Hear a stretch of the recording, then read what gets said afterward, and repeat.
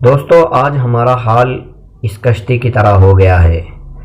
جب بھی ہماری کشتی ڈگمگاتی ہے، زندگی میں ہمیں تکلیفیں آتی ہیں، مصیبتیں آتی ہیں، ہمارے اوپر آفتیں اور بلائیں آتی ہیں، تو ہم اللہ تبارک و تعالیٰ کو یاد کرتے ہیں۔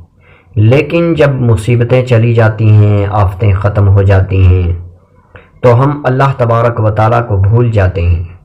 اللہ تبارک و تعالیٰ کو بھول کر جس گناہوں والی زندگی میں ہم گزر رہے ہوتے ہیں، اسی میں دوبارہ ہم پھر چلے جاتے ہیں اور اپنے رب کو بھول جاتے ہیں۔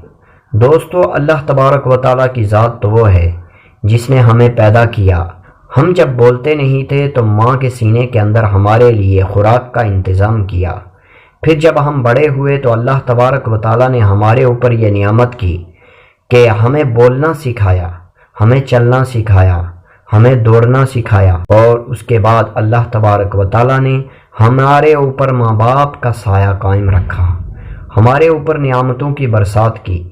جب بھی ہمیں کسی چیز کی ضرورت پڑتی تھی تو اللہ تبارک و تعالیٰ ہمیں وہ عطا کر دیتے تھے۔ دوستو جب تک بچہ بالغ ہوتا ہے تو ماں باپ بچے کی ہر خواہش کو پورا کرتے ہیں، وہ اس لیے کہ ماں باپ کے دل کے اندر جو محبت ہے وہ اللہ تبارک و تعالیٰ نے ڈالی ہوئی ہے۔ اگر ماں باپ کے دل کے اندر محبت نہ ڈالی ہوئی ہوتی تو ماں باپ ہماری کسی بھی خواہش کو نہ پورا کرتے۔ تو دوستو پوری کی پوری زندگی کے اندر نعمتوں کا ہونا اور ہمیں نعمتوں کا ملنا، ہمارے اوپر نعمتوں کی بارش ہونا، جس جگہ پر جس چیز کی ہمیں ضرورت پڑی اس چیز کا مل جانا، یا اللہ تبارک و تعالیٰ کی کتنی بڑی نعمت ہے۔